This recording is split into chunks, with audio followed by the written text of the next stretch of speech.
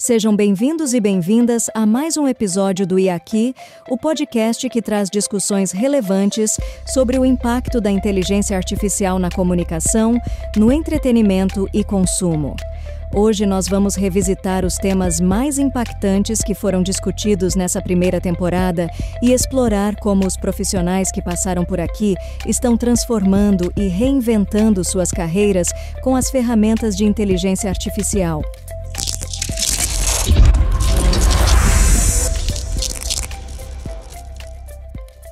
Hello! Eu sou Andréa Mello, estrategista e especialista em Shopper Insights e apaixonada por inteligência artificial.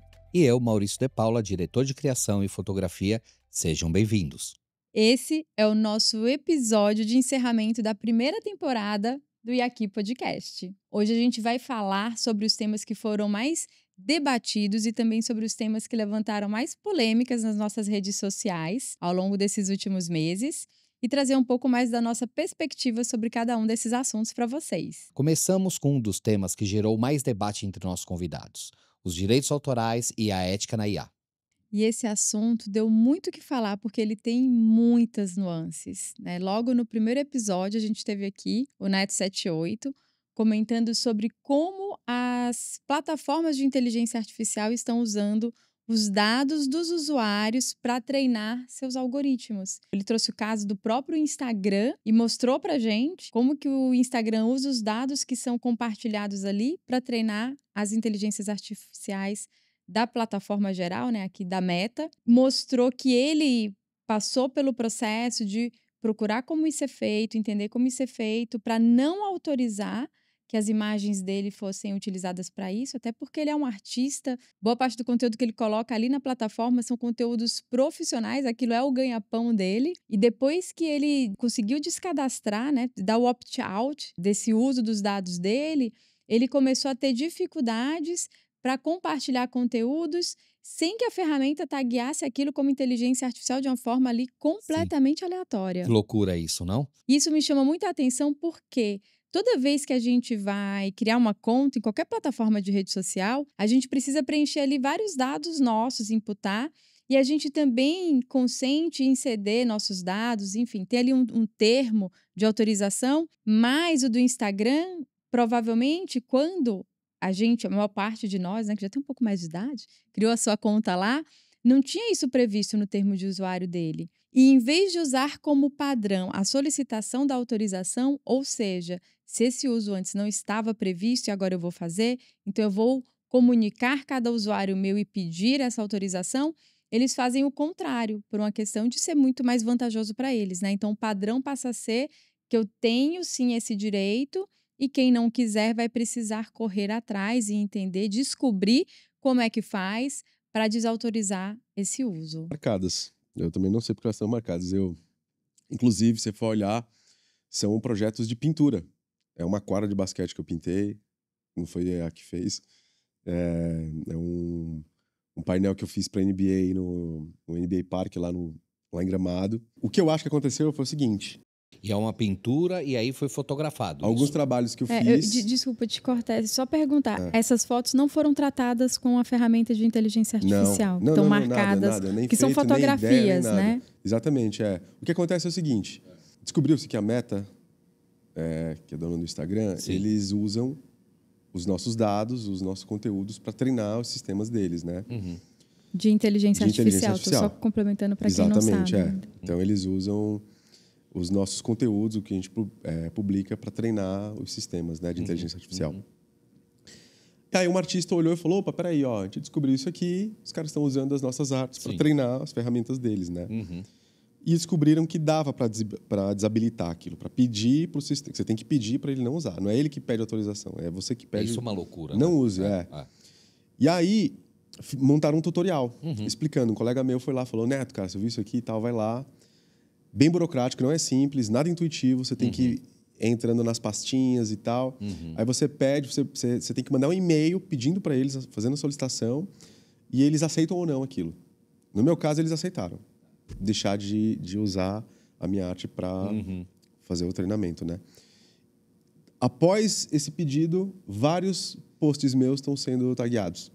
Odeia, você soube como é que tá isso, a questão da relevância, tipo, da conta dele? Se caiu a relevância quando ele fazia os posts, ou seja, deram menos importância àquilo que ele estava publicando? Em relação à distribuição, né, se a Sim, distribuição do conteúdo sim. dele ficou comprometido ou É. não. Eu terminei não perguntando, mas um ponto que eu imagino que para ele seja muito frustrante, Uhum. embora a gente nem tenha comentado sobre isso na entrevista, Claro. é o fato de como ele é um artista que faz muita obra, né, urbana, física, real, que não é necessariamente digital, então com uma pintura das quadras, ele fazer isso ali ao vivo, né, dedicar tantas horas de trabalho para aquilo ficar o mais fidedigno possível à Sim. imagem, e aí de repente vem lá o Instagram e taxa com obra criada com inteligência Inteligência artificial, como se artificial. ele tivesse manipulado aquela imagem, Sim. aquela foto, e aquilo não fosse mais um índice da verdade, né, de como a quadra ficou de fato ali, de detalhe, de beleza, de estética que ele conseguiu alcançar.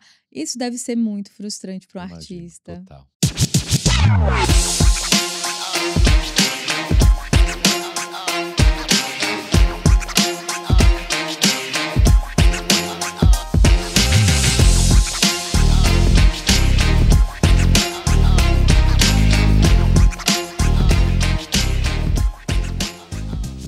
Mas o mais interessante desse tema para a gente debater aqui é isso, ele tem várias nuances. Então, a gente teve o Neto, que trouxe essa questão da importância da propriedade intelectual sobre o nosso conteúdo, né? Então, algo que todos nós devemos ficar atentos, até porque já muito foi dito que os nossos dados são, na verdade, o grande petróleo do novo milênio, e aí com inteligência artificial os dados ganham ainda mais importância. Então, de que forma a gente consegue ter uma consciência do valor desses dados e escolher para quem a gente cede ou não.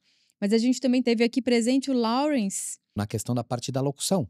Exatamente. E isso é uma loucura, né? Quantas pessoas efetivamente, tipo, muitas das vezes, né, vão perder o emprego em função disso. Exato. Então, o Lawrence trouxe, na verdade, acho que essa perspectiva da ética até, mas Sim. não só a propriedade intelectual, sobre Exato. vários vieses. Então, de locutores que estão com medo de perder seu emprego para uma inteligência artificial. Sim, Mas achei muito bom porque ele, como locutor, ele olha de forma consciente para esse fato exato. de que sim, vai ter uma redução no número, provavelmente, de vagas ou de demanda, de procura desse profissional, Sim, mas tem aí uma outra porta que se abre para ele, que é uma forma de usar, inclusive, a inteligência artificial de uma forma ética. exato. E para potencializar teu trabalho também, né? De que forma você usa a inteligência artificial no teu dia a dia? Onde que ela entra no desenvolvimento do trabalho? Que vantagens você vê ela trazer e contribuir para a tua rotina ou para a qualidade final de um projeto? Bom, a inteligência artificial em si eu estou usando como uma espécie de assistente. Então, eu uso muito ChatGPT, Copilot, para fazer planos de estratégia, Uhum. para definir roteiro, não para usar literalmente o que ele gera, mas a partir do que ele gera, eu tenho insights para modificar aquilo que foi gerado e fazer o roteiro que efetivamente eu vou utilizar. Agora, no áudio, na locução, eu estou fazendo muitos testes porque eu quero descobrir quais são as possibilidades e os limites da tecnologia. Uhum, Então, uhum. tenho testado muito. Sim, Só que eu tenho testado com a minha voz e com a voz da minha sócia, porque eu não Perfeito. posso clonar vozes de pessoas que não me autorizaram para isso. Mas eu tenho usado muito para corrigir problemas, para corrigir erros.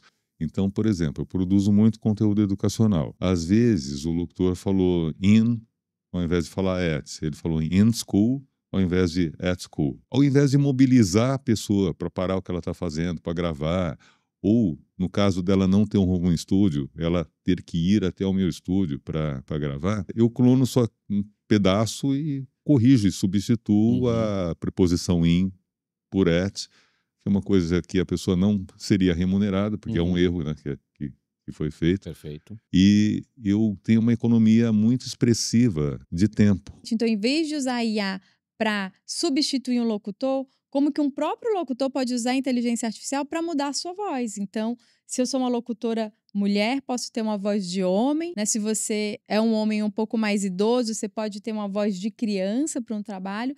porque a inteligência artificial te traz aí essa elasticidade, né? Essas Exato, novas exato. possibilidades. Ou mesmo até tua própria voz, digamos que você é uma pessoa de 30 anos e vê como ela se comporta você aos 50, aos 60 e aos 70 anos. Isso é uma coisa muito legal e a gente sempre coloca, a partir do momento que você utiliza essa informação, esses dados, e você tem a questão da proteção dos direitos autorais e de uma forma ética, por que não usar, né? Ah, meu jovem, o tempo é um rio que nunca para de fluir. Mas é nas margens desse rio que encontramos as respostas que buscamos. Ouça o vento, e talvez ele lhe conte segredos que nem os livros conhecem. Você já percebeu como o café é o herói das nossas manhãs? Um gole e pronto, você tá invencível, pronto para conquistar o mundo. A vida é mesmo engraçada, né? Ei, pessoal! Vocês também ouviram aquele barulho? Acho que é uma pista do tesouro escondido! Vamos correndo descobrir o que tá por trás daquela árvore gigante! Feche os olhos e faça um pedido. A magia está ao seu redor, pronta para realizar seus maiores sonhos. Eu também achei muito interessante, Mal, como eu não conheço muito esse universo do audiovisual, não tenho o mesmo repertório que você, quando ele trouxe também assim a contribuição que os dubladores, quando são profissionais excepcionais, têm para o processo criativo de um filme, a diferença da nuance da interpretação que só um humano consegue dar para uma fala, para uma voz, e que a inteligência artificial ainda não consegue cobrir detalhes e contribuições que são essencialmente humanas, né? Eu não sabia disso. O exemplo a gente vê em muitos filmes dublados onde a gente conhece aquela determinada voz, porque ela, numa sequência, né, existe toda essa preocupação de você utilizar sempre aquele ator com o mesmo locutor para que você faça essa identificação, ou seja, não é só a questão corporal, a importância da voz é muito grande, e também nas animações. Por que a gente utiliza muitas das vezes nas animações atores que são conhecidos para poder dar a sua voz àquele determinado personagem, como o exemplo na Era do Gelo, que é super divertido quando a gente vê aquela história tanto do mamute quanto do... como é que fala? Da preguiça. Eu adoro o que né? não fala, o Exato. Scratch, o que fica atrás da noz, o esquilinho, o maluco. Aquilo ali. Toda vez ele se ferra, né? Coitado. Né? E isso é muito bacana quando a gente traz essa personalidade para o personagem. E o trabalho de locução não é só a voz, porque às vezes as pessoas acham que a locução é só uma coisa, é só uma voz ou uma pessoa que tem uma voz bonita. Não, essas pessoas são atores também. Achei muito bonito isso que ele trouxe, que é justamente essa tua colocação. A contribuição humana vai muito além do que só a voz, né? A voz é a consequência, o resultado final da criatividade na construção daquele personagem, na impostação da voz, do timbre para aquele texto. Você lembra que teve uma outra coisa que ele comentou, que até então, óbvio que não é diretamente voltada à questão da locução, mas que usa a parte da voz? Lembra que ele comentou a respeito do call center? Sim, famoso telemarketing, né? Exato. Que eu acho que é algo que ninguém gosta, né? De receber a ligação, é incrível. Eu, pelo menos, eu vou descadastrando. Cada ligação que eu recebo, eu já vou lá na chamadazinha de bloquear. E eu conheço muita gente que, inclusive, nem atende o telefone se for um número que não conhece, porque já imagina que vai ser isso. Tamanha quantidade de ligações, completamente desnecessárias, inclusive, né? Sim. Que a gente recebe hoje em dia, porque às vezes são produtos que a gente não tem nem interesse. Golpes também, telemarketing também virou muito uma ferramenta de golpe. É verdade. É muito louco. A grande aplicação que eu vejo para IA na voz é no que se convencionou chamar de Voice as a Service. Então, por exemplo, você pode ter um call center mundial que o usuário, ao ligar para aquele call center de qualquer país, a inteligência multimodal vai reconhecer o idioma, vai ter uma espécie de um GPT por trás que vai gerar as respostas em tempo real. Então esse script ele não vai ser duro como os scripts atuais, que o usuário não consegue necessariamente pedir o que ele está precisando naquele momento, mas a IA vai reconhecer as demandas dele e vai gerar automaticamente uma resposta que atenda aquela demanda com uma voz absolutamente natural e muito convincente, em qualquer idioma. Então, esse que eu acredito que é o grande mercado da IA na voz e que eu acho que em menos de 5 anos vai acontecer. Falando na questão social, a gente tem um lado ao qual esse meio emprega uma quantidade gigantesca de pessoas, não só no Brasil, quanto no mundo. Você imagina, quer dizer, nos Estados Unidos mesmo, a mão de obra que eles utilizam, na sua grande maioria, é da Índia. Você imagina quantas pessoas vão ficar desempregadas. Nessa área, um dos cases mais bonitos que eu vi, Mal, foi o case da IKEA, porque a IKEA também tinha muito, bom, seu próprio centro de telemarketing, e quando eles começaram a usar ferramentas de inteligência artificial para substituir os humanos nessa plataforma, o que eles fizeram foi eles ofereceram um upskilling para esses humanos, porque eles ficaram pensando, bom, tudo bem, eu tenho aqui uma ferramenta que é melhor do que os humanos para desempenhar determinada tarefa. Mas então, o que esses humanos podem fazer que gere um diferencial para o meu negócio?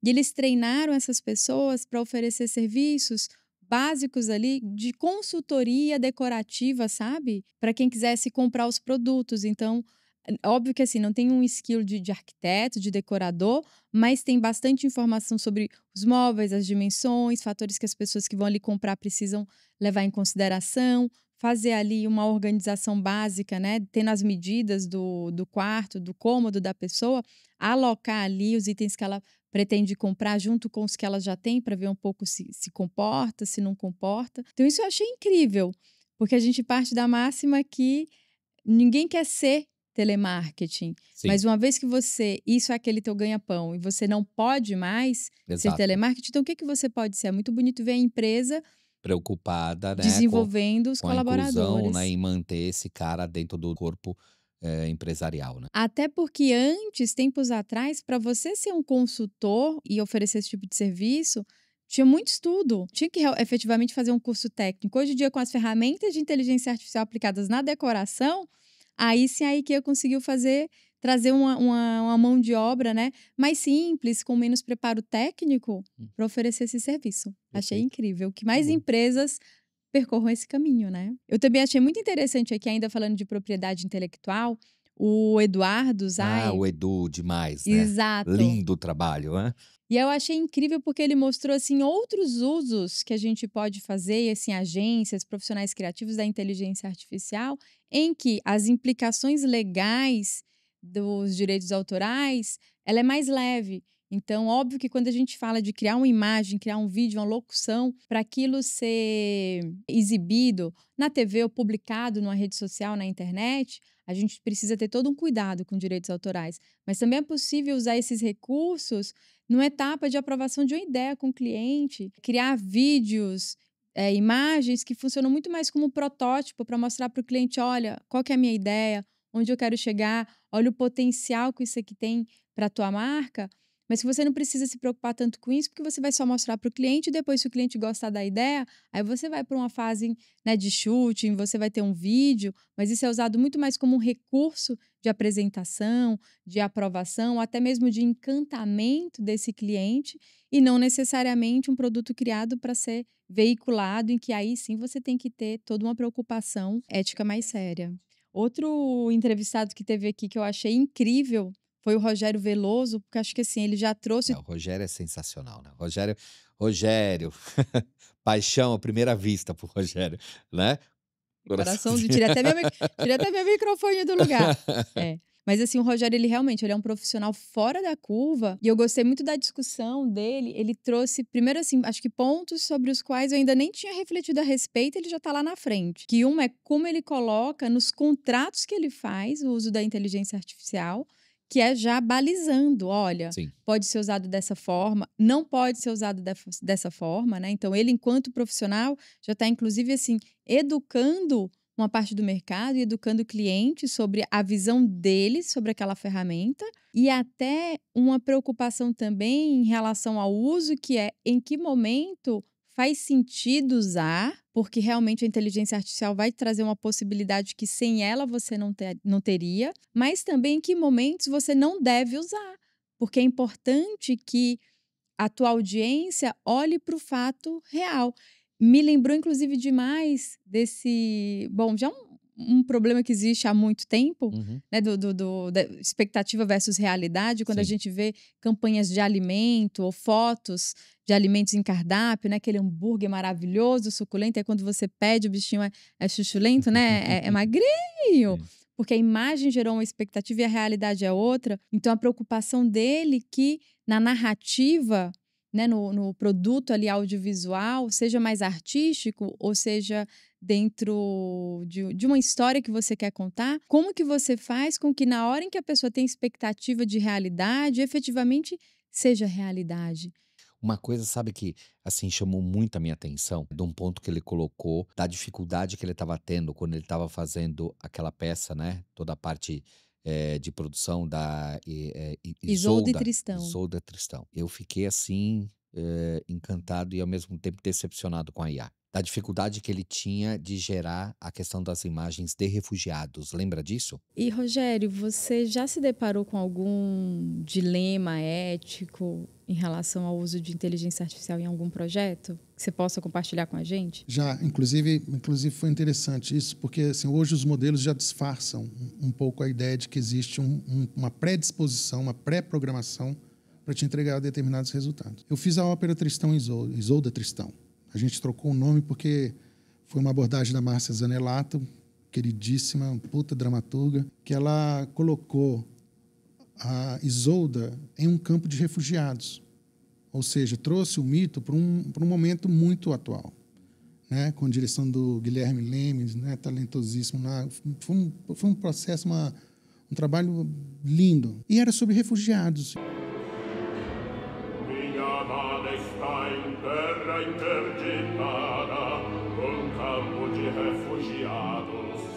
Que foi em busca da mãe expatriada, presa na fronteira, onde não posso pisar, sem risco de terra. Eu fiz a direção de arte e a parte de video design, né?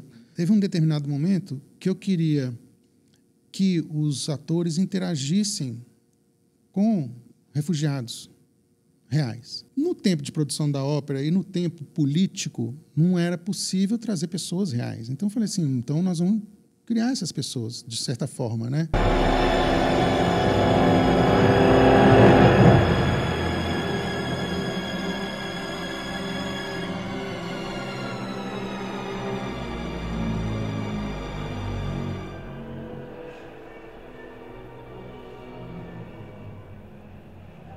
Cara, o algoritmo, quando eu falava palavras, né, eu quero um refugiado afegão, quero uma coisa em Gaza, quero não sei, eu era bloqueado. Por simplesmente... Você desrespeitou os guidelines da comunidade. Não podia usar a palavra refugiado. Como assim, cara pálida? Como assim? Aí houve todo um outro trabalho, mas espera aí, então vamos buscar esses refugiados aonde? Nas periferias das grandes cidades, que, né, nós estamos, né, tá tudo aí, nós né, não vê quem não quer, mas começa a buscar outros lugares para ludibriar o prompt, ludibriar aquele entendimento. Aí entregava pessoas absolutamente próximas e machucadas como eu queria, sabe? Isso foi pro palco, mas depois de todo um... A gente está dentro desse tópico de ética, né? Exato. Cabe bastante, que são os vieses das plataformas de inteligência artificial, né? Tem sido muito debatido. Por quê? Elas são treinadas com dados, que são dados que estão ali na internet. Esses dados refletem vieses de pessoas ou de segmentos de pessoas, né, que forneceram os dados para aquele treinamento. Está ali. E tem muito viés machista, tem muito viés racista, tem muito viés político que aparece na plataforma e que aquilo é um reflexo nosso. Mas que a gente tem que procurar, como vem de um fator humano, a gente tem que procurar uma forma de solucionar esses vieses, né? E eu acho que o ideal é que não seja só na ferramenta, né? Que a gente também solucione esses vieses dentro da gente, né? Na nossa essência. E é aquela coisa, né? A inteligência artificial na coleta de informação, né? Quando coloca assim, a inteligência artificial, ela está praticando racismo, ela está fazendo isso e aquilo. Na realidade, assim, somos nós, né? Isso Somos veio nós. porque ela é um espelho de tudo aquilo que a gente fez de um passado muito próximo. Me incomoda um pouco em como às vezes a discussão é conduzida, sabe, Mal? Quando coloca a culpa na inteligência artificial como se ela fosse um ser, uma entidade.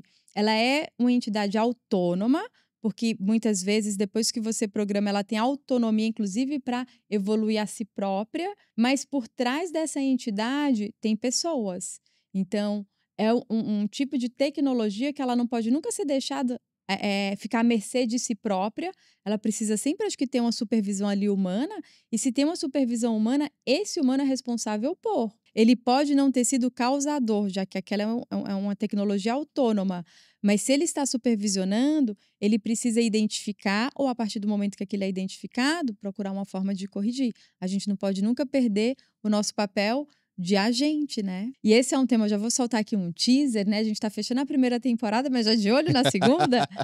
Esse é um tema que a gente acredita que é muito relevante, que a gente vai continuar essa discussão e a gente vai trazer, assim, convidados especialistas para a gente conseguir aprofundar e evoluir esse tema, porque é uma discussão que diz respeito a todo mundo que é usuário, e todos nós somos usuários, né, das plataformas ou de redes sociais que usam os dados para suas próprias plataformas de IA. Todo mundo que trabalha em alguma instância criativa tem ali uma preocupação em relação à propriedade intelectual de outros, né? Posso usar essa imagem desse artista, eu posso usar essa imagem gerada pela IA, e também de si próprio. Criei, mas eu criei com IA. Essa autoria, né? É minha ou não é? Ou não É é da minha? plataforma Isso. ou não é? Essa discussão ela ainda é complexa. A gente precisa de mais Regulamentação, regulamentação. O legislativo ele não evolui tão rápido quanto a tecnologia, mas vai ter que correr, né? Vai. Vamos puxar aqui outro tema para nossa pauta? Agora um Vamos. tema mais leve. A gente começou intenso, né, esse episódio. Vamos falar de processo criativo? O Edu foi um deles que trouxe esse ponto muito forte, né? O Edu é um profissional que expandiu demais o seu trabalho. A IA foi uma das coisas que contribuiu, né, Déia? Muito. Ele praticamente, acho que ele teve um reposicionamento de mercado muito bonito, assim, de Tá. acompanhar. E eu trabalhei com o Edu em projetos antes das ferramentas de inteligência artificial ficarem assim tão acessíveis. Acho que foi meio que no comecinho, na pandemia, mas ele ainda não tinha abraçado aquilo. E eu acompanhei o quanto o uso da inteligência artificial potencializou o Eduardo criativamente. E eu achei muito bonito ele trazer, porque eu acho que tem aí um mito e uma falácia de esvaziar o processo criativo, que é, bom, mas se a IA faz em 1 minuto, em 30 segundos, então agora vai virar produção, vai virar pastelaria. E não é isso que a gente está vendo. Na realidade, a gente está potencializando todo o processo criativo desses diretores de arte, dos diretores de criação, dos redatores. Ao menos nesse momento, não é uma substituição. E muitas vezes o tempo, como ele mostrou pra gente, bom, se antes ele tinha um dia para idealizar o stand de uma marca, como a inteligência artificial consegue trazer agilidade, em vez de simplesmente fazer um esboço ou 2 esboços, que é o que ele conseguiria fazer em um dia, agora ele faz 20, 30 protótipos muito rapidamente para sentar com o restante da equipe de criação e avaliar, olha, consegui fazer tudo isso. Vamos avaliar o que é que tem de melhor, por onde que a gente vai, em termos de infraestrutura arquitetônica, em termos de estética.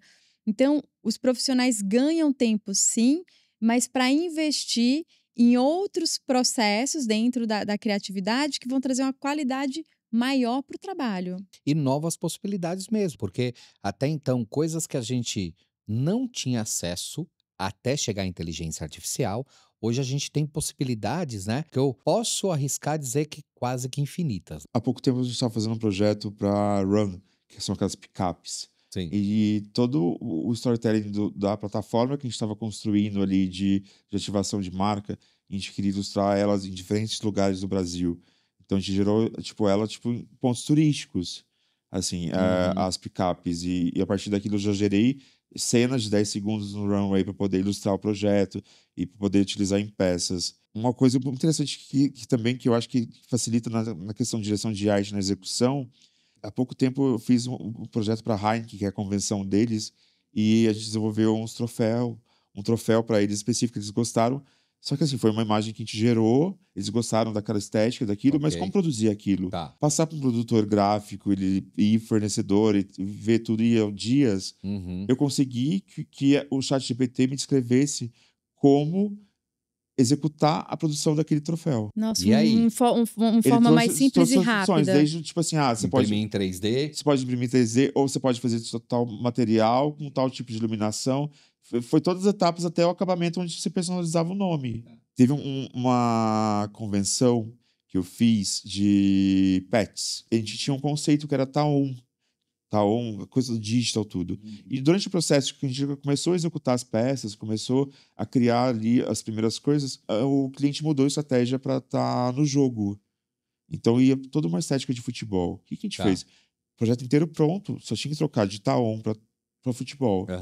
Ele já trocou todo o storytelling do projeto, todos os roteiros que a gente tinha. A gente conseguiu otimizar esse tempo de mudança, sabe? Eu já fiz testes até onde eu subia um projeto e pedia para ele mudar de agro para beleza.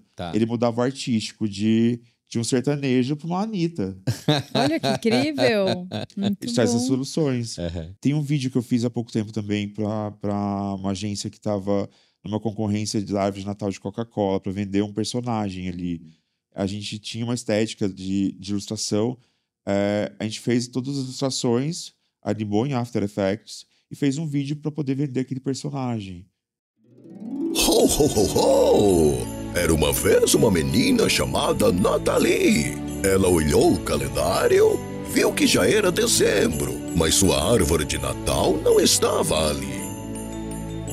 Perguntou aos seus pais sobre a ceia. Eles disseram: não pensamos ainda. A menina não quis acreditar. Precisava investigar essa parada. Outro profissional também que teve aqui que me chamou muita atenção, que eu fiquei apaixonada estudando Rodrigo o Vieira? perfil. Exatamente. É demais. Fiquei apaixonada estudando o perfil dele para elaborar a pauta. E eu achei muito interessante como ele, inclusive, eu tenho a sensação quase que assim, ele criou uma atuação para ele, porque ele era fotógrafo. Exato, o fotógrafo fazia muita coisa, ele era um fotógrafo de rua. Aliás, assim, sensacional. Quer dizer, o Rodrigo sempre foi um cara. Lógico que todo fotógrafo ele é um observador, mas o Rodrigo sempre teve uma particularidade dessa coisa do cotidiano, do que acontecia nas ruas. E ele era muito sensível e peculiar com o olhar dele. E aí eu fiquei me perguntando, falei, cara, imagina um fotógrafo que agora tá gerando imagens com inteligência artificial. Ele não tá fotografando, né? E aí ele trouxe um novo nome, porque ele faz que ele é um image maker. Eu falei, caraca, expandiu ele enquanto profissional, né? Ele não é só fotógrafo. Fotógrafo vai continuar existindo, a gente tem esse recorte, mas ele tá numa esfera maior. Ele cria imagens, seja com a câmera fotográfica, seja com o Midjourney, seja com qualquer o telefone, o ferramenta que for. venha a existir no futuro. É isso. Achei isso muito bonito. E gostei muito também ele comentando do processo criativo dele, porque a qualidade das imagens... É impressionante. Você sabe que eu tava vendo uma coisa dele essa semana e eu fiquei assim, de fato, eu fiquei mega orgulhoso. Ele fez uma campanha que é uma campanha, na realidade, fictícia, trazendo Gucci com Aleijadinho. Nossa, que incrível! É sensacional a capacidade que ele tem. Ele criou todo que foi da Semana de Moda. Ele mexeu em toda a estética, mesclando tipo as roupas da Gucci com as esculturas de Aleijadinho. Cara, ficou impressionante, a coisa mais linda. Achei muito bonito ele mostrar o processo dele, o quanto é um detalhe, né? Como um pintor. Não é mais como... Diferente, acho que assim, um fotógrafo, ele pega aquela coisa pronta. Ele tem que pegar todos os elementos em ordem, né?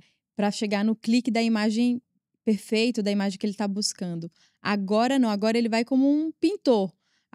Cada detalhezinho da imagem ele vai lapidando, ele vai... Me remeteu muito, inclusive, ao processo do Rica. O Rica que teve aqui, mas o Rica na parte de texto. Só que também trazendo essa mesma visão. O ponto de partida foi criar imagens que você não diria que foram criadas por inteligência artificial, mas, ao mesmo tempo, o tema fosse quase que ancestral. Entendeu? Então, onde é que eu fui? Na minha cabeça, eu fui para o interior de Pernambuco. Perfeito. Fui para um lugar ali onde você vê galinha você vê andando palafita, no quintal das pessoas, você vê, tipo, muita criança, você vê os burricos, donkey, né? Como é que é o nome disso? Agora me deu uma... Jumento. Exatamente, os jumentos.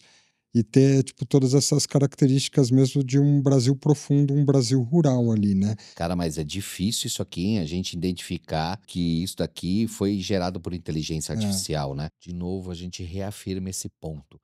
Não é simplesmente a IA fazer para você. É o contrário, ela potencializa essa tua criatividade, aonde a gente tem pessoas que aumentaram assim exponencialmente não só a velocidade e consegue ter mais tempo para poder produzir novos projetos, como não se imaginou que ele descobriria novas camadas da criatividade, né? Exatamente. Porque é uma troca, não, Déia? E é muito interessante ver que cada profissional vai criando ali sua própria dinâmica, né? Porque a gente tem o Rodrigo e o Rica com essa dinâmica do quase de ourivesaria, né? Do artesão, de Isso. lapidar, de melhorar, de aprimorar em parceria com a ferramenta. Sim. Eu acho que o trabalho da escrita, ele é um trabalho de artesanato mesmo, é um trabalho de marceneiro, assim, de você ir cortar, cavar, polir, lixar e rever e olhar para aquilo e rever e polir mais uma vez e tal. Eu uso o ChatGPT 4.0, tem me ajudado muito nesse trabalho mais micro da criação, né? Então, quando eu penso, por exemplo, polimento da escrita, a forma, né? Exatamente. Às vezes é uma frase que eu preciso, é uma ideia, às vezes o conceito inicial, a apuração daquela storyline que eu falava ali e tal. Mas a sensação que eu tenho é que a colcha de retalho, considerando a criatividade, como eu falei, essa grande colagem e tal, ainda está muito na minha mão, assim. Então, eu gosto de pensar no patchwork ali, na imagem do mosaico que vai se compondo e eu crio uma coisinha aqui, uma frase, uma palavra que eu mudo e aí peço sugestões de reformulação daquela frase, palavras substitutas ou referências que me ajudem a explicar melhor uma determinada ideia dentro de um pedacinho daquele patchwork ali. E aí eu vou ganhando uma visão melhor das partes e vou fazendo aquele trabalho de colagem ali quando eu menos espero, tem uma estrutura macro bem construída ali. Para o que quer que seja para o roteiro de vídeo, seja para um roteiro de evento, seja para uma estratégia, enfim, de comunicação. E a gente teve aqui o Júlio falando de shopper marketing, que trouxe a perspectiva do second brain.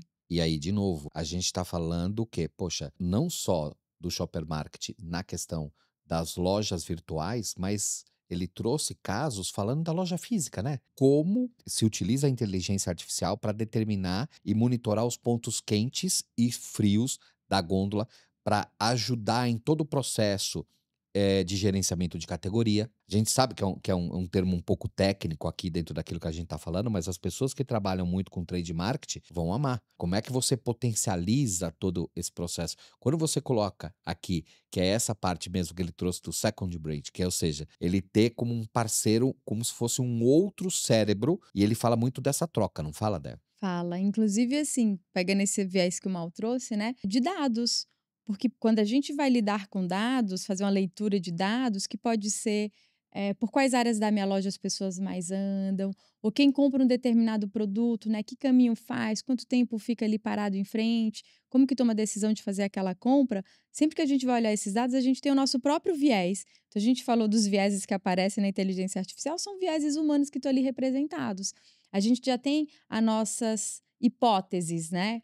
Quem trabalha com aquele produto, quem trabalha naquele meio. Quando você tem a inteligência artificial como uma parceira para analisar aqueles dados, você tem ali uma outra visão, né? Como se fosse esse second brain que o Julinho falou, para você conversar a respeito. Né? Mas então por quê? Quais são os dados que se repetem, né? Ou que dados indicam ali uma área da loja que está chamando mais a atenção das pessoas? Por que será que essa área tem um fluxo maior de pessoas? É uma questão arquitetônica? São os produtos que estão ali?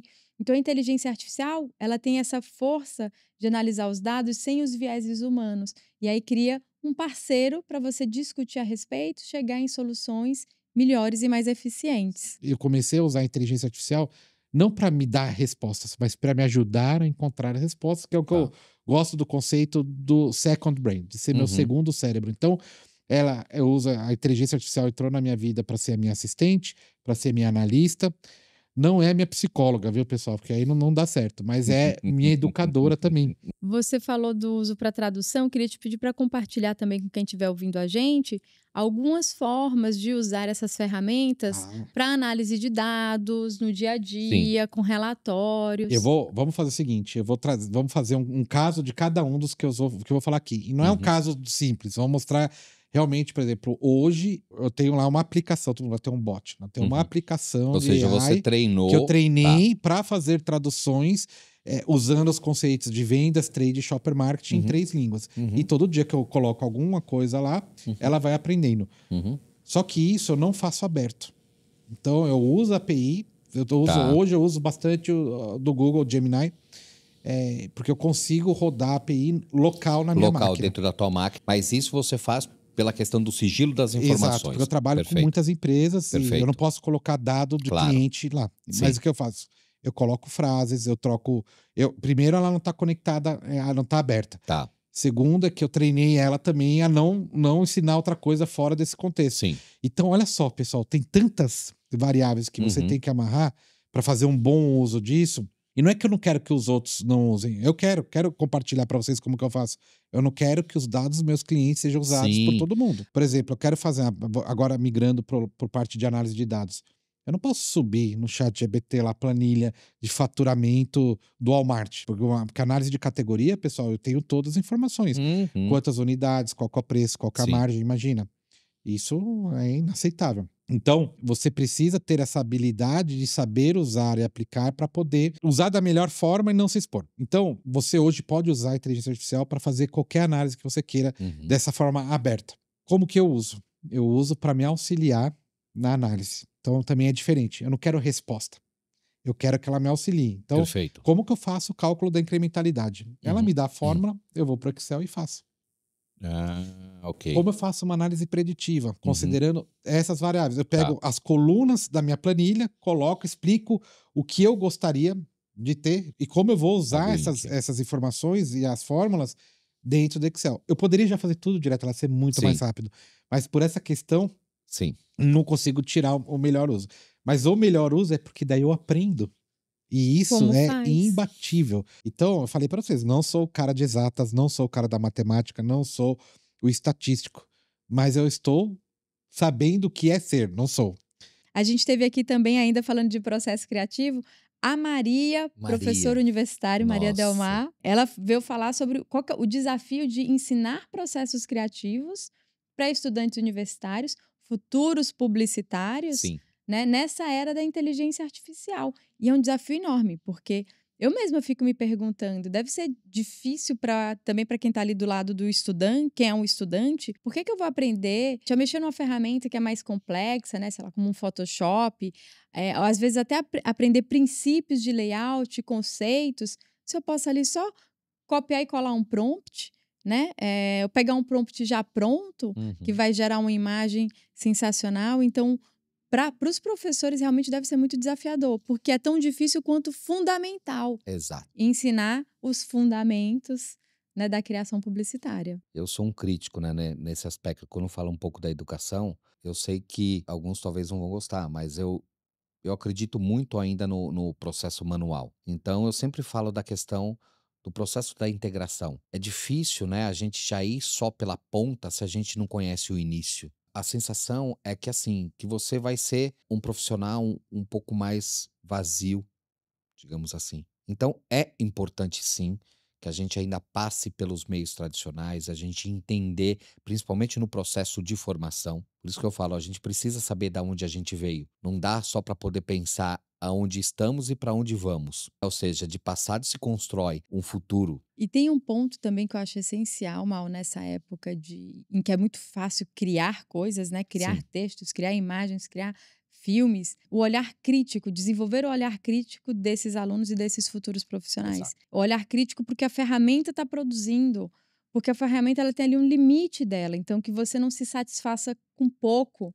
Se aquilo for pouco, se aquilo não tiver a altura do que você quer construir ou do quão bom você sabe que pode ficar. Mas para saber o quão bom aquilo pode ficar, você precisa saber o potencial que aquilo tem, como aquilo pode ser feito de outras formas para ter uma qualidade melhor e você exigir mais daquela ferramenta de IA. E tem um ponto também que ela trouxe que eu achei genial, assim, do processo criativo, que é como o professor hoje vai avaliar o processo criativo dos alunos se parte dele está sendo feito numa ferramenta generativa. E esse também, ela trouxe esse desafio por esse recorte da educação, mas que eu imagino que muitos profissionais vão ter com estagiários, com um profissional mais júnior. Então, como avaliar esse trabalho?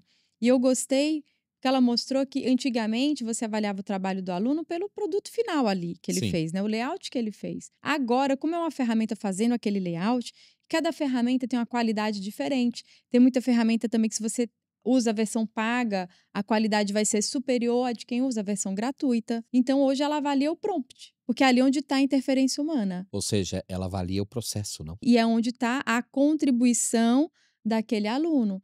O que a ferramenta faz, né? A gente, como usuário, não tem tanto controle, depende da capacidade técnica dela. Mas a parte que a gente tem controle é no prompt que a gente coloca ali, naquela ferramenta, para tentar chegar no output que a gente quer. Faz algum tempo que meus alunos pararam de cometer erros de português. A gente, como professor, a gente saca.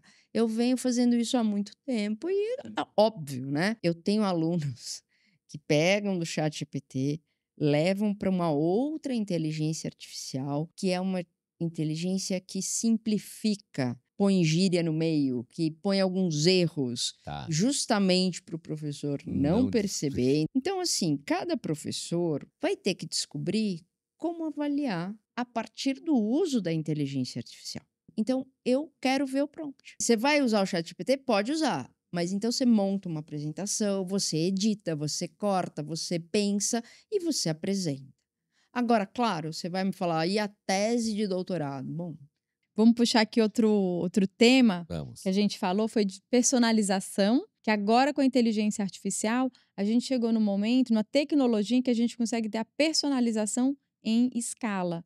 Por quê? Porque a inteligência artificial consegue, né, extrair informações de vários usuários diferentes de uma forma muito rápida, adaptar, seja mensagens, né, seja um layout, seja uma oferta, um conteúdo, para cada pessoa. A gente teve também aqui a Sabrina falando dessas possibilidades de uso em eventos, né, em que cada participante ali do evento traz uma palavra, compartilha uma informação, e aí com o uso da inteligência artificial você consegue muito rapidamente criar algo com aquilo, né? Verdade, ela falou sobre uns manifestos. A pessoa já tá saindo do evento, já tem uma coisa rapidamente desenvolvida. E aí você sai praticamente com um manifesto no final do evento. Eu achei aquilo impressionante, né? Exatamente. Quer dizer, e sem inteligência artificial, a gente sabe que não teria tempo para poder fazer isso, né? E a velocidade traz um fator mágico, né? Assim, de ser feito na hora. Porque eu acho que o que leva tempo para fazer, a gente já sabe, porque nós humanos conseguimos fazer coisas com muito tempo, né? Mas fazer ali o manifesto em 30 segundos, só mágica, né? Só a mágica da inteligência artificial para fazer isso. Exato. Eu tenho colocado algumas ideias em projetos e assim a gente, né, começa a ver que as pessoas não estão tão preparadas assim para... Ai, mas como assim? Como é que você quer fazer isso? Então, desde você faz um evento e aí no final você coloca lá para que as pessoas... através de um QR Code, mande uma palavra que representou aquele evento e aí em 5 minutos se cria um manifesto com o que as pessoas criaram. Ou você utilizar a inteligência artificial para você colocar essa pessoa num outro mundo, né? Então, você vai lá e muito rápido aquela pessoa é transformada num cartoon. Então, essas coisas eu tenho visto. Hoje mesmo eu tive... uma reunião com o pessoal do estúdio Foco e Luz, que é uma galera muito legal também, que é de vídeo, né? E até falei, o Danilo estava conversando comigo, aí ele começou a falar assim, mas eu não sabia que vocês faziam isso. Então, eles estão fazendo uns testes de você colocar as pessoas dentro de um Fórmula 1 através de inteligência artificial. Então, e isso assim, tipo, em segundos. Coisas que a gente demorava meses. Às vezes eu lembro de fazer projeto, ter ideia, e as pessoas falavam assim, não, para a gente executar isso eu preciso de 3 meses. Gente, quem tem 3 meses, né? Tem uns clientes que fazem uns projetos que dão 1 ano para a gente de prazo, né? Assim, para a gente executar o projeto. Mas são projetos gigantescos, mas assim... Às vezes você não consegue ter a escala que aquela ação precisa, né? Para todo mundo participar. A gente fez um projeto esses dias que a gente levou uma ideia que era um mundo do compliance. E aí as pessoas criavam esse mundo e depois o gift eram elas dentro daquele mundo que era um mundo perfeito, se realmente todo mundo seguisse, né, à risca o que o compliance fala para ser feito. E foi muito legal, assim, a gente conseguiu um parceiro para executar isso com a gente. Então, acho que a gente tá vendo aí cada vez mais, mas assim, precisa colocar a cabeça e o tempo inteiro eu tô buscando, tentando pensar ideias. Falando ainda de personalização, a gente teve também, acho que 2 profissionais com viés próximo, que é do Júlio de Shopper Marketing, a Martina. A Martina, sim. Né, que é uma líder aí de transformação digital, uma grande executiva, grande especialista em digital, mostrando como as ferramentas de inteligência artificial podem personalizar a jornada de compra, a jornada de experiências de um consumidor online. Por quê? É usar, já que as empresas capturam tantos dados do consumidor, tem ali um viés negativo que muitas pessoas falam, que é meus dados, né? Eu não autorizei ou eu não quero, mas tem um lado positivo quando essas empresas usam essas informações para criar novas experiências. Se a empresa já sabe o tipo de produto que você compra, o que você gosta, né? O que você não gosta, o teu perfil, ela pode te oferecer coisas que façam mais sentido para você. Construir experiências também que sejam mais relevantes, trazer quase uma consultoria também, né, para ajudar efetivamente a resolver os problemas do consumidor e não necessariamente só anunciar, divulgar o portfólio de produtos de uma forma genérica, sem chegar ali na dor. Então, o consumidor também tem aí um grande ganho de agilidade. Eu já sou uma pessoa muito feliz hoje em dia só de poder já comprar online, de conseguir olhar as minhas compras do mês e encher meu carrinho online só com um clique do botão. Eu adoro. E eu fico mais feliz ainda quando minhas compras chegam em casa e eu ganho um brindezinho que está relacionado com o que eu comprei. Sim. Né? Às vezes na Shopper eles mandam, veem que eu comprei produtos mais naturais, vem um chips, né, de uma marca mais saudável para experimentar. Então, tudo isso faz parte dessa inteligência de coleta dos dados e de uso e personalização através da inteligência artificial. Bom, eu estou numa empresa agora de tecnologia, né? E já está super publicado, super conhecido o projeto. E existem as personas, né? As personas digitais ou personas sintéticas. E, cara, é incrível. A utilização disso vai quebrar um paradigma muito grande, forte para profissionais gerais, para a indústria, para o mercado como um todo, na hora de absorção disso. Porque não é extremamente dependente da pessoa real, né? Elas são baseadas em personas existentes. Você abastece, que eu acho que é o mais importante, com dados. Dados reais. Que é importante, são dados reais. E a resposta é incrível. Pode ser utilizada para variações de tomadas de decisão mais rápidas. Então, acho que vale muito a pena ouvir, inteirar um pouco mais sobre o assunto, porque é bem legal. É isso, né? O lance do que a gente está falando aqui. Não é tudo como você aporta, é tudo como você traz. E o quanto isso, de fato, agrega valor e pode agregar o valor para você. E mesmo olhar para esse recurso, né, enfim, da persona, que existe há muito tempo, né, mas sempre me incomodou um uso da persona que algumas empresas, alguns profissionais faziam antes da gente ter essa tecnologia, a persona que não é sintética, que era criar uma persona fictícia. E aí uma persona fictícia, ela não vai te ajudar em nada, porque você está baseando a tua estratégia numa obra de ficção. Exatamente. E não no consumidor. Sim. Então, quando você sai desse recorte de persona e leva a persona para um ambiente de inteligência artificial, você traz o entendimento de que é uma persona sintética, mas que ela tem que ser abastecida com dados e que esses dados precisam ser reais, você sai dessa obra de ficção e você passa a ter uma ferramenta que te ajuda a fazer com que essa pessoa, esse personagem que você está criando, se aproxime o máximo possível, porque esse é o objetivo dos dados, quanto mais dados, melhor. Eu preciso aproximar o máximo possível da realidade, do consumidor, do shopper, da pessoa com quem eu quero que a minha marca se conecte. Exatamente. Outro desafio, que aí terminou virando aqui, trouxe como, né, um tema, que foi recorrente na pauta, são os riscos que a inteligência artificial trazem para a gente, porque eu acho que aí também embora, inclusive assim, como uma apaixonada por inteligência artificial, não sou chegada a um amor platônico em que você idealiza o ser amado. A inteligência artificial, ela traz muito risco para a gente também. Por isso, inclusive, que a regulamentação ela é tão importante e não adianta também um país isoladamente evoluir com a regulamentação, né? Algo que tem que acontecer em escala global, porque a gente tem uso dessa tecnologia, inclusive com viés militar, como a gente vê recentemente Donald Trump apoiando nos Estados Unidos. Aqui a gente teve, né, ainda sem entrar em guerra, o Rica falando sobre a teoria da internet morta. Fala um pouquinho disso, porque eu fiquei Quero colocar uma polêmica nessa fogueira. Vou até ler aqui minha polêmica. Eu trouxe dados. Que é um dado bem alarmante e, ao mesmo tempo, bem sensacionalista, que vem de um estudo do Instituto de Estudos do Futuro de Copenhague. Esse estudo prevê que 99% do conteúdo que será postado na internet em 5 anos vai ser gerado por inteligência artificial. A internet morta. Minha filha me explicou essa teoria. Eu gostaria de saber. Então, você compartilhe já a sua opinião e da sua filha de 16 anos. Tá vendo? Porque... fiquei chocado. Precisamos trazer ela aqui, olha lá. Pois é. Qual é a sua opinião a esse mas essa respeito? História, não sei se eu vou dar conta de explicar isso aqui, porque eu estava lendo uma matéria no UOL falando de uma imagem, como a imagem do Jesus da bananeira. Não me lembro se era bananeira exatamente, mas era correlação desse tipo. Era Jesus com bananeira. Como a imagem do Jesus da bananeira está relacionada à teoria da internet morta.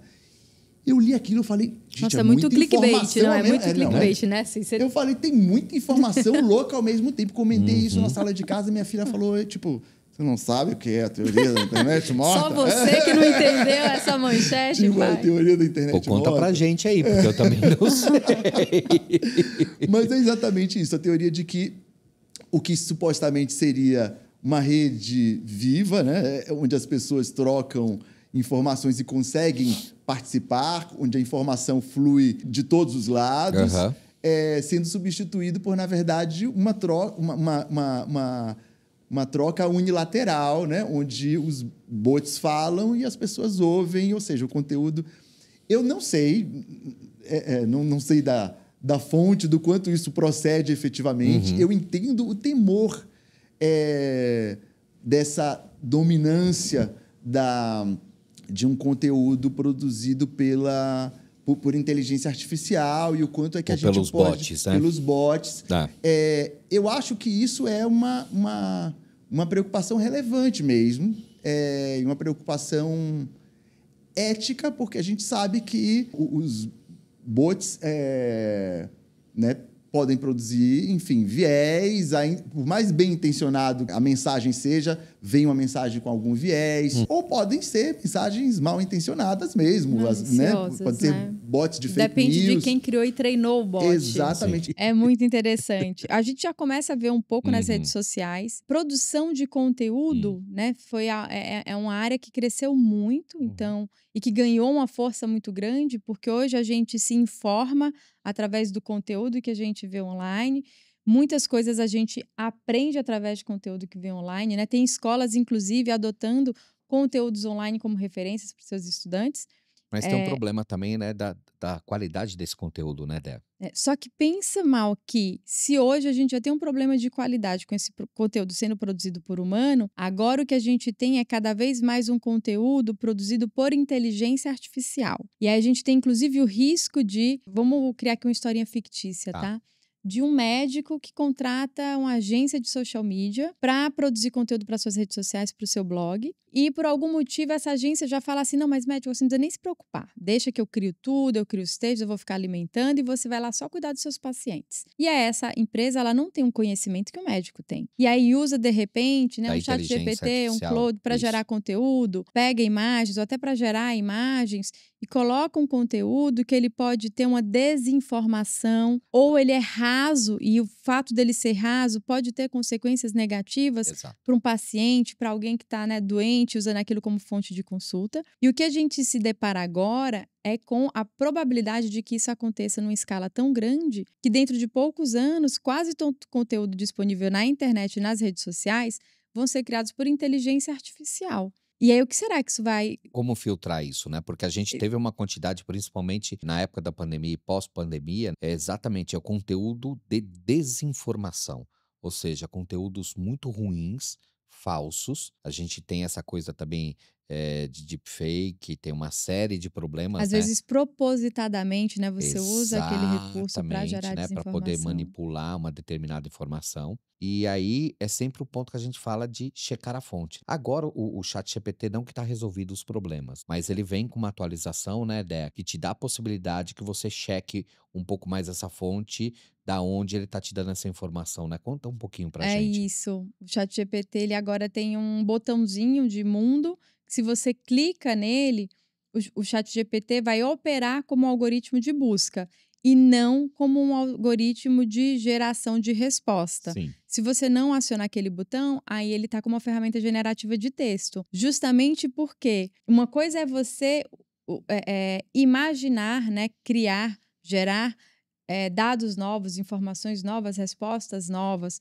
Outra coisa é você buscar só na base do que já existe o que tem. Então, são algoritmos diferentes, né? Um Sim. algoritmo não consegue dar conta das duas coisas. Acho que agora, com esse botão, a OpenAI traz ali, resolve, na verdade, uma dor do usuário dela, que era pessoas que usavam o ChatGPT como ferramenta de busca. Ele não foi criado para isso, mas está lá o usuário atuando daquela forma. Então, veio resolver um problema. Me lembrou até o Fox da Volkswagen teve um problema de rebatimento no banco, que vinha com um guia ensinando as pessoas como é que tinha que rebater o banco de trás, para ampliar o porta-malas. Só que ninguém lia, ninguém fazia daquele jeito e as pessoas estavam perdendo o dedo. E aí a Volkswagen teve que fazer um recall. Então foi quase isso que eu acho que a OpenAI fez, sabe? Criou uma ferramenta.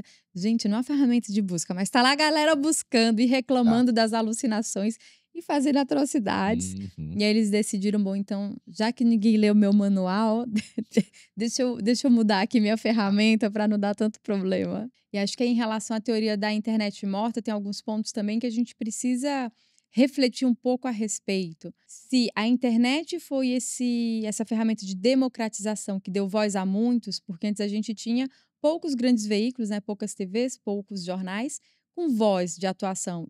A partir do momento que a gente usa a inteligência artificial para produzir o conteúdo que está ali disponível, a gente está abrindo mão do nosso direito de voz, porque a gente está ali pasteurizando o conteúdo que está ali colocado, né? A gente sabe que hoje em dia tem pessoas que têm muito receio de usar a inteligência artificial e tem pessoas que já estão lá na frente da curva, apaixonadas pela tecnologia e remodelando suas carreiras com ela. Agora, é importante todo mundo, independente de que momento você está ali dessa discussão e dessa adoção da ferramenta, ter consciência de que é uma tecnologia que veio para ficar, né? A gente não vai rebobinar a linha do tempo da evolução tecnológica e da evolução da humanidade. Todos nós vamos precisar viver neste mundo com inteligência artificial, mas se tudo der certo, um mundo regulamentado. Agora, cada um vai poder escolher como vai lidar com essa mudança. Mas ninguém vai conseguir, né, puxar a cordinha do mundo para o mundo que eu quero descer. A gente não tem essa opção. Todo mundo vai precisar lidar com essa tecnologia. A gente está aqui no podcast para inspirar todo mundo nessa jornada, com os profissionais que estão aqui e também com a discussão dos temas, trazendo reflexões importantes sobre como você pode usar essa tecnologia, cuidados que você pode ter, como você pode se preparar para navegar melhor por esse cenário. Gente, quero agradecer todo mundo que acompanhou a gente nessa jornada de várias semanas, todos os convidados que a gente recebeu aqui. Espero que vocês tenham gostado de toda a discussão. Se preparem, porque a gente já vai emendar na segunda temporada. Eu queria fazer um intervalo, mas olha, Maurício tá aqui animado, empolgado, pleno vapor, o estúdio já todo formatado, né? A gente já tinha vários convidados que a gente queria trazer e não conseguiu trazer nessa primeira temporada. Exato, e aí veio agora para a segunda. A segunda a gente tem uma nova visão e bora, Bill, não? Bora, Bill. Estaremos aqui. Desejosos de que vocês estejam aí também. Aproveitem bastante, né? As festas de final de ano, nós também aproveitaremos. Sim. E em 2025, tema novo e convidados novos aqui no IAQI. Quero aproveitar para agradecer aqui Água de Coco, do Zé do Coco, a nossa inteligência natural do coqueiro para garrafinha e que entrega para toda São Paulo. Agradecer também toda a equipe do estúdio 1338, né, que nos deixa aqui maravilhosos em quadros, em alto e bom som. Agradecer o Diego Notarnicola e a Camila Aguiar. E o meu muito obrigado e até o próximo episódio. Mas só um minutinho, não esqueça de dar aquele joinha se você gostou desse episódio, não esqueça de nos seguir e não esqueça de ativar o sininho. E mais uma vez, meu muito obrigado e até o próximo episódio. Este episódio do IAQ Podcast foi apresentado por Andréa Mello e Maurício de Paula, produzido pelo Estúdio 1338, com roteiro criado por Andréa Mello em colaboração com ChatGPT e Claude. Locução em off gerada com Eleven Labs. Até o próximo episódio.